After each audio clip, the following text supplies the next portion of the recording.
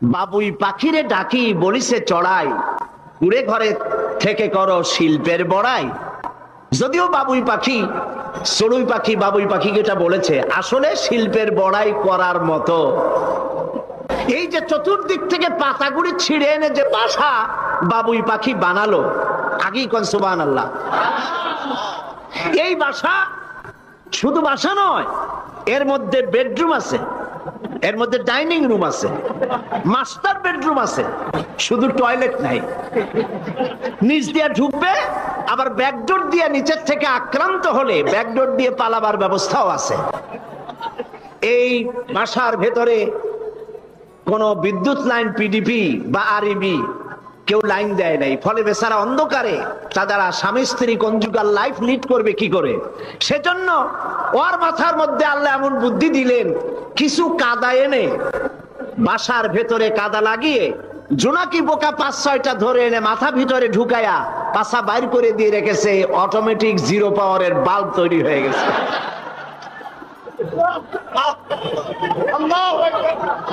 Engineering technology আর কারে বলে? আমার দেশের ইঞ্জিনিয়ার যারা আছেন, এই রকমের বাসা বানানো তো দূরের কথা, ভালো করে বাসাটা খুলুন তো দেখি, বুঝবো আপনি কেমন খুলতে পারেন। খুলতেই পারবেন না, বুড়ানো তো দূরের কথা। এটা গেল 2 নম্বর টেকনোলজি, ইঞ্জিনিয়ারিং টেকনোলজি। এরপরে হলো মেডিকেল সায়েন্স, চিকিৎসা বিজ্ঞান। আল্লাহ রাব্বুল আলামিন মৌমাছিকে বলছেন, সুম্মা কুলি মিন কুল্লি সামারাতি ফাসলুকি সুবুলা বিকাদুলুলা।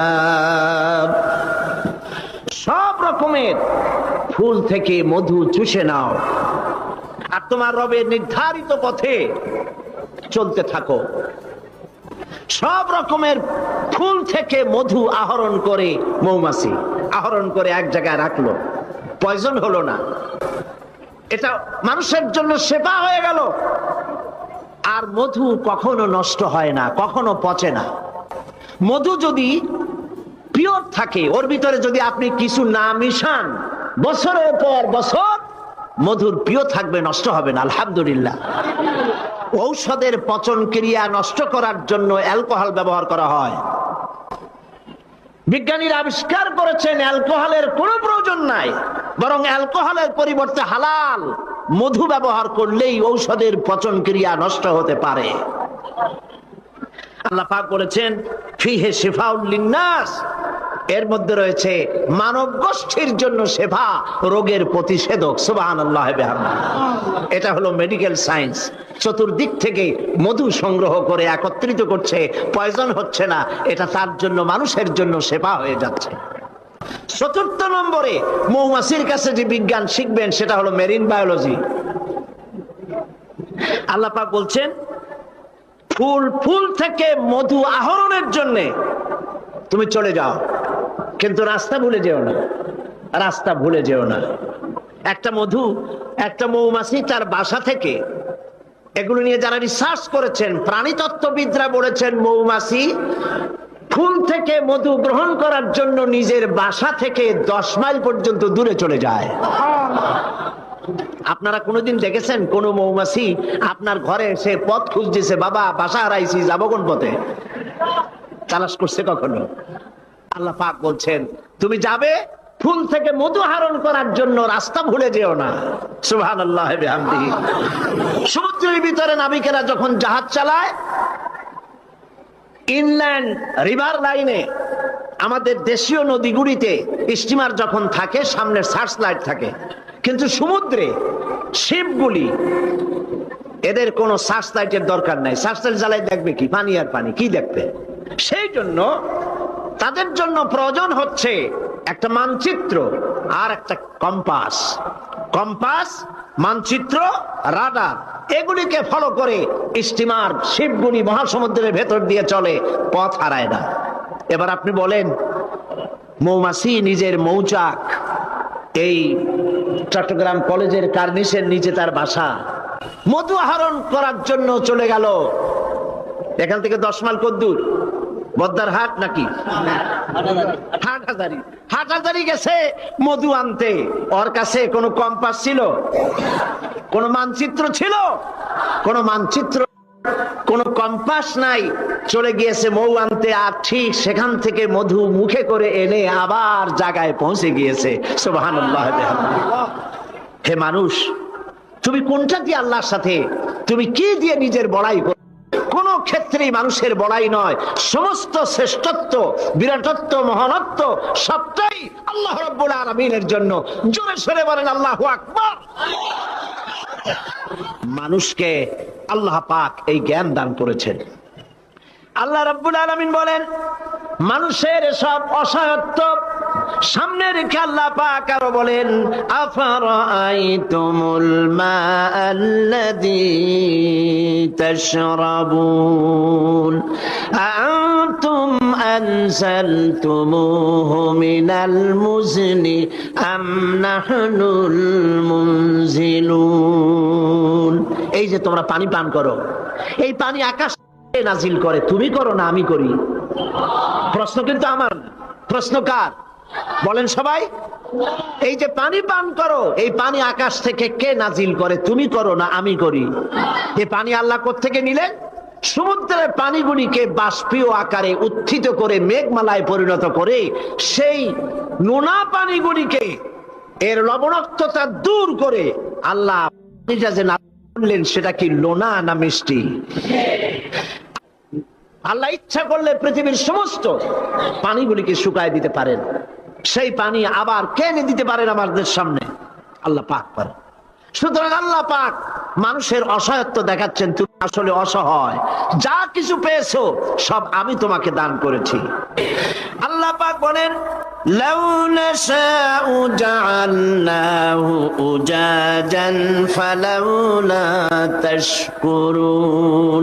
আমি ইচ্ছে করলে আকাশ থেকে পানিগুলি লবণাক্ত আকারে নাজিল করে দিতাম, বর্ষণ করে দিতে পারতাম। তা না করে আমি যে মিষ্টি পানি তোমাদের দিলাম, লবণাক্ততা দূর করে যে মিঠা পানি দিলাম, কেন তোমরা আল্লাহ রাব্বুল আলামিনের শুকর আদায় করো না? আল্লাহ পাক ইচ্ছা করলে পানি তো সব শুকায় দিতে পারেন, পারেন না? আল্লাহ ইচ্ছা করলে পৃথিবীর সমস্ত পানিগুলিকে শুকায় দিতে পারেন। সেই পানি আবার কেনে দিতে পারেন আমাদের সামনে? আল্লাহ পাক পারেন। সুতরাং আল্লাহ পাক মানুষের অসহায়ত্ব দেখাচ্ছেন, তুমি আসলে অসহায়, যা কিছু পেয়েছো সব আমি তোমাকে দান করেছি।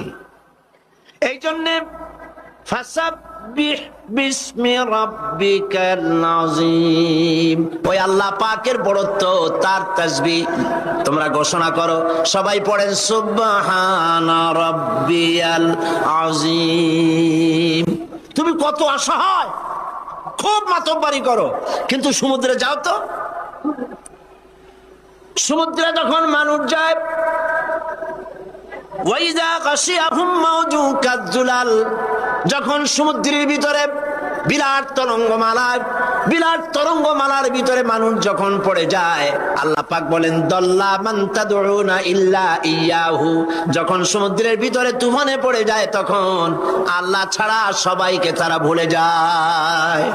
মানুষের আসল মর্যাদা আল্লাহ পাক দিয়েছেন, তোমাকে আমি সম্মানিত জাত হিসেবে পৃথিবীতে তৈরি করেছি, এটাই হলো তোমার মূল সম্মান। এখন আল্লাহ পাক মানুষকে যে মর্যাদা দান করেছেন, সেই মর্যাদা বুঝতে না পেরে তারা এক আল্লাহকে বাদ দিয়ে আরো অনেক খোদা তারা বানিয়ে নেয়। যারা ইসলামী সংস্কৃতিতে বিশ্বাসী নয়, ধর্মনিরপেক্ষ মতবাদে যারা বিশ্বাসী, তাদের খোদা হয় পৃথিবীতে চারটা। তারা চার ইলাহে বিশ্বাস করে। সবাই বলেন নাউজুবিল্লাহ। এই ধর্মনিরপেক্ষ মতবাদ কি এবং সংস্কৃতি মূল আমাদের কোনটি, এ বিষয়ে আমি আজকে কথা বলবো ইনশাআল্লাহ। ধর্মনিরপেক্ষতায় যারা বিশ্বাস করে, তাদের ইলাহ হয় চারটা: স্বদেশ, স্বজাতি, নিজস্ব জ্ঞান আর প্রবৃত্তির অনুসরণ। দেশকে তারা নিজেদের মায়ের মতো মনে করে, দেশ মাতৃকা বলে। আমরা দেশকে মা বলি না, মাতৃভূমি বলি, জন্মভূমি বলি, কিন্তু একথা আমরা বলি না ও মা তোমার তরে ঠেকাই মাথা। এই কথা কি আমরা বলি? এটা আমাদের কথা নয়। সুতরাং তারা দেশের জন্য তো জীবন দিতে পারে, কিন্তু আল্লাহর জন্য তারা কিছুই করতে পারে না। দেশ প্রেম তো নিশ্চয়ই ভালো, কিন্তু দেশকে পূজা করা নিশ্চয়ই ভালো নয়। আল্লামা ইকবাল বলেছেন, ইনতাজা খুদাও মে सबसे बड़ा वो वतन है, इंताजा खुदाओं में सबसे बड़ा वो वतन है, जो इसका फिर पिरहन है वो मजहब का काफन है।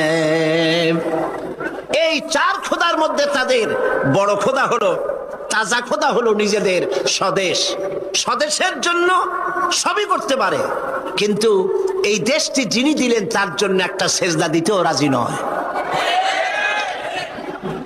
তারা দিন থেকে মজহাবকে, রাজনীতি থেকে মজহাবকে, দিনকে, ইসলামকে আলাদা ভাগ করে ফেলেছে।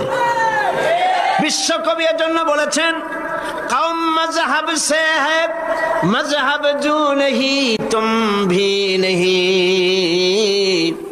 कौम मजहब से है मजहब जू नहीं तुम भी नहीं, जज्बे बाहम जू नहीं महफिल अंजुम भी नहीं। ধর্মেতে হয় জাতির গঠন, ধর্ম নাই তো তুমিও নাই, নাইকো যদি মাধ্যাকর্ষণ গ্রহ সূর্য ভূমিও নাই। ধর্ম দিয়ে একটি জাতির গঠন হয়, একটি জাতির গঠন হবে ধর্ম দিয়ে। যদি জাতি থেকে ধর্মকে বিচ্ছিন্ন করা হয়, সেটা ঠিক সেইভাবে টিকতে পারে না। যেমন ল অফ গ্রাভিটেশন, শক্তি আছে বলেই চন্দ্র সূর্য গ্রহ নক্ষত্র সৌররাজি সব একটার সাথে আরেকটা আকর্ষিত হয়ে আছে। মাধ্যাকর্ষণ শক্তি না থাকলে সব যেমন ধ্বংস হয়ে যায়, যদি না মাযহাব যদি না থাকে তাহলে সেখানে মানুষও বাঁচতে পারে না, তাদের ইজ্জত নিয়ে, তাদের সম্মান নিয়ে টিকতে পারে না। কারো নিজের আইন চলবে না, কারো বানানো আইন চলবে না। আইন চলবে কার? বলেন, এই পৃথিবী কার? এই মানুষগুলি কার? আকাশ কার? জমিন কার? আইন চলবে কার?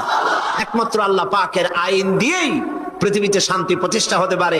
আর সেই আল্লাহর আইনকে ইমপ্লিমেন্ট করার জন্য, ওইটাকে চালু করার জন্য আল্লাহ পাক মানুষকে খলিফা বানিয়েছেন। তুমি আমার প্রতিনিধি, আমার আইনকে কার্যকরী করার জন্য পৃথিবীতে তোমাকে পাঠানো হলো। এই দায়িত্ব পালন করবে পৃথিবীর মানুষেরা, তারা আল্লাহ পাকের এই আইন চালু করবে। আর এই পৃথিবীতে আল্লাহর আইন দিয়ে মানুষ পরিচালিত হতে পারবে শান্তিপূর্ণভাবে। মানুষের তৈরি করা আইন দিয়ে শান্তি পাবে না, মানুষ ইনসাফ করতে পারবে না। কারণ হচ্ছে আল্লাহর আইন আর মানুষের আইনের মধ্যে পার্থক্য দেখুন।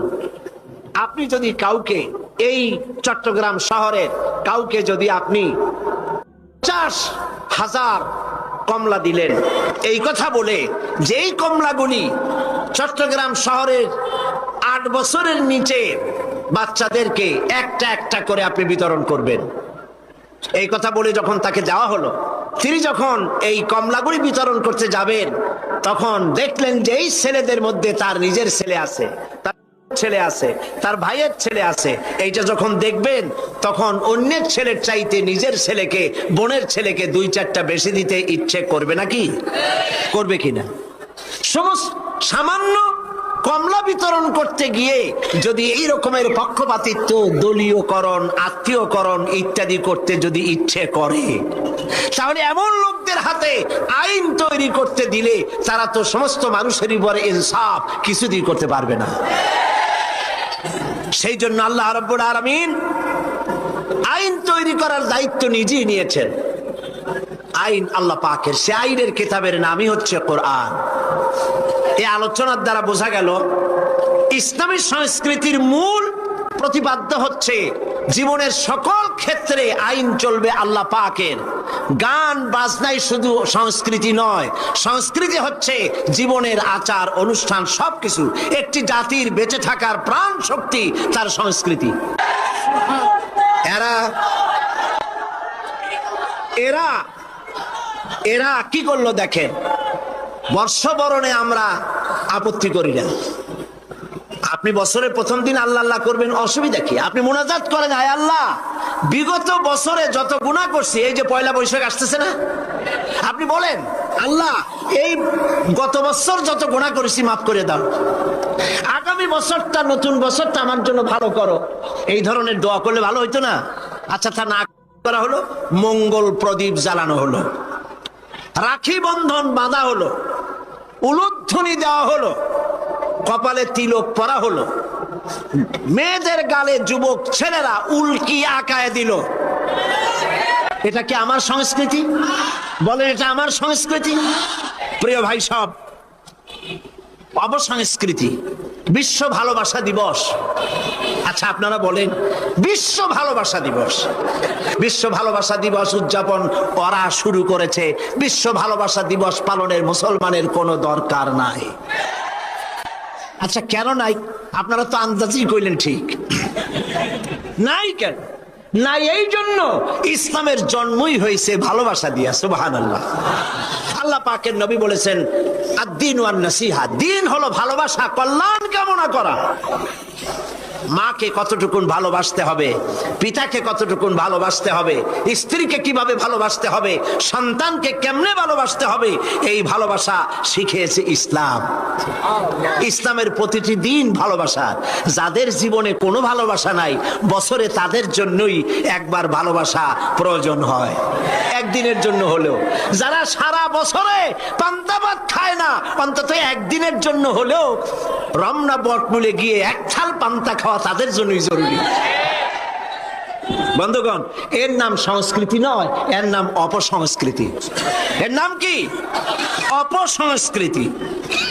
প্রিয় ভাইয়েরা, এভাবে করে ভালোবাসা দিবস, বসন্ত দিবস, পৌষ মেলা, আবার কবে না জানি শুনতে হয় উৎসব। এই সব উৎসব ভালোবাসা উদযাপন সাথে ইসলামের কোনো সম্পর্ক নাই, পরিষ্কার কথা। এরপরে আমার একটি বক্তব্য নিয়ে তারা পত্রপত্রিকায় অনেক লিখেছেন, আমি আজকে সেই কথা পরিষ্কার করতে চাই। এটিও একটি অপসংস্কৃতি। আমি বলেছি, অমুসলিমদের জন্য তাদের উপাসনালয় একটার জায়গায় 50টা মূর্তি বানালেও ইসলামের কোনো বক্তব্য নাই। তারা তাদের পূজা করবে, আপত্তি নাই। কিন্তু এই দেশে তো আমরা মুসলমান বাস করি। আমরা কারা? এদেশের বৃহত্তর জনগোষ্ঠী মুসলমান। আমাদের ট্যাক্স, আমাদের রেভিনিউ নিয়ে, আমাদের কর নিয়ে মুসলিম সরকার রাস্তায় রাস্তায় পথে ঘাটে মূর্তি নির্মাণ করবে, এটা তো হতে পারে না।